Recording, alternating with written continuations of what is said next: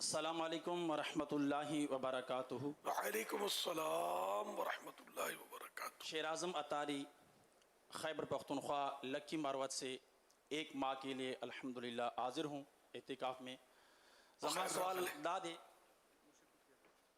بخیر راغلے سبحان اللہ الحمدللہ ماشاء اللہ مرشد نہ زمان سوال دادے چی سیری پا وقت باندے زمونگا کم کس نسوار کی دی او اغینا بعد اغی سترگی ہو لگی یعنی او دشی او کل پاسی نو دی دا پتا ہو لگی شدا خو ازانو نشوی دی نو اغی روزے با چا معاملات ہوئی، یعنی اگر سیری کے وقت اب نسوار رکھے اور آنکھ لگ جائے اور اذان ہو جائے ہمارا آنکھ کھل جائے تو روزے کا کیا حکم ہوگا؟ پٹھان اور نسوار یہ دونوں کا چولی دامن کا ساتھ ہے۔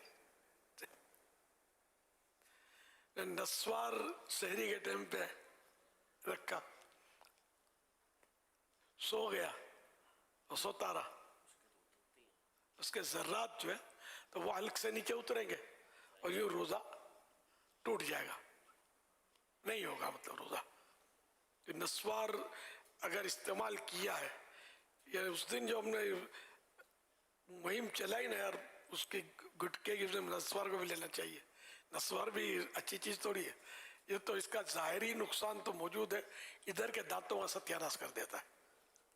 پھر اس میں بدبو ایسی ہوتی ہے نسوار میں کہ نسوار وہ نسوار والا منہ صاف نہیں ہے تو مسجد میں داخل نہیں ہو سکتا، گناہ گار ہوگا، اتنی بدبو ہوتی ہے اس میں۔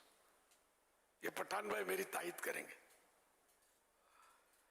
یہ اتنی یہ دو خرابیاں تو سامنے ہیں۔